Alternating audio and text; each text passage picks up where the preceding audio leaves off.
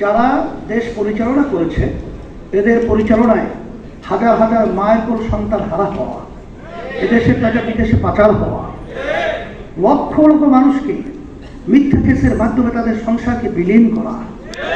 আজকে মানুষ স্বাধীনভাবে মাথা উঁচু করে দাঁড়াবার মতো এই পরিবেশ না থাকা, এটা কিন্তু দায়িত্ব যারা দেশ পরিচালনা করেছে এদের মাথায় কিন্তু বর্তাবে। এখন আমাদের সালাউদ্দিন ভাই যে কথা বলছেন যে আপনাদের পক্ষেই তো কথা বললাম করব, আমরা যেটা লক্ষ্য করেছি যেটা করবেন আসলে আমাদের প্রত্যাশা হলো এখনই করার পরিবেশ তৈরি করা। করব শব্দটা আমাদের ভালো লাগে না, কারণ আমরা বিগত দিনে বহু দেখেছি এই দেশের ভিতরে আদরের সঙ্গে বাচ্চাদের ঘুম ভেঙে যায়। বাংলাদেশের রাজধানী ঢাকাকে বলা হয় মসজিদের নগরী, রাস্তার ঘুরে ঘুরে যেখানে মাদ্রাসা মসজিদ, যেখানে মুসলমান সন্তানদের আল্লাহ শব্দের ধ্বনিতে বাংলাদেশে আজকে সূর্য ওঠে সূর্য ডুবে, সেই দেশের মধ্যে আজকে নাচ গানের শিক্ষক শিক্ষকটা নিয়োগ দেবে, এই স্পর্ধা কেন বাংলাদেশের ভিতরে হলো? এটা পরিষ্কার বলছি যে এখন ওই সিদ্ধান্ত বাতিল করতে হবে এবং ধর্মীয় শিক্ষা প্রাথমিক শিক্ষা অঙ্গনে সেটা বাধ্যতামূলক এটা ব্যবস্থা করতে হবে। বিশেষ করে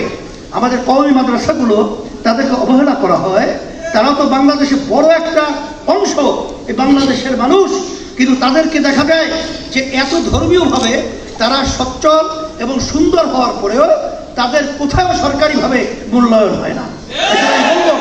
যে কওমি মাদ্রাসার শিক্ষা সেখানে যারা নাকি শিক্ষক রয়েছে ধর্মীয়, তাদেরকেও সেখানে গুরুত্ব সহকারে মূল্যায়ন করা, তাদেরকে নিয়োগের ব্যবস্থা করা। আর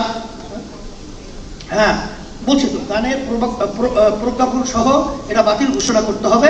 আর সাথে সাথে ধর্মীয় শিক্ষক নিয়োগের ব্যবস্থা করতে হবে। আর আমার ভাই সালাউদ্দিন সাহেব যে কথা বলেছেন, অন্য দায়িত্বশীল কথা বলেছেন যে আমাদের ঐক্য থাকতে পারি, ঐক্য থাকার ব্যাপারে আলহামদুলিল্লাহ আমি আমাকে বলবো, সকলকে বলবো যে আমরা এখানে দেখছি ঐক্যমত্য কমিশন সহ এই দেশকে সুন্দর করার ব্যাপারে যে আলোচনা হয়েছে, সেখানে যে সিদ্ধান্তগুলো হয়েছে নোট অফ ডিসেন্ট অনেক জায়গায় রয়েছে, তবে সেটা পরে না, এখনই বাস্তবায়নের প্রক্রিয়া যদি করতে পারে ঐক্যের একটা মানচিত্র তৈরি হবে, বক্তব্যের সাথে কাজও বের হবে। সকলকে আমি ধন্যবাদ জানাচ্ছি।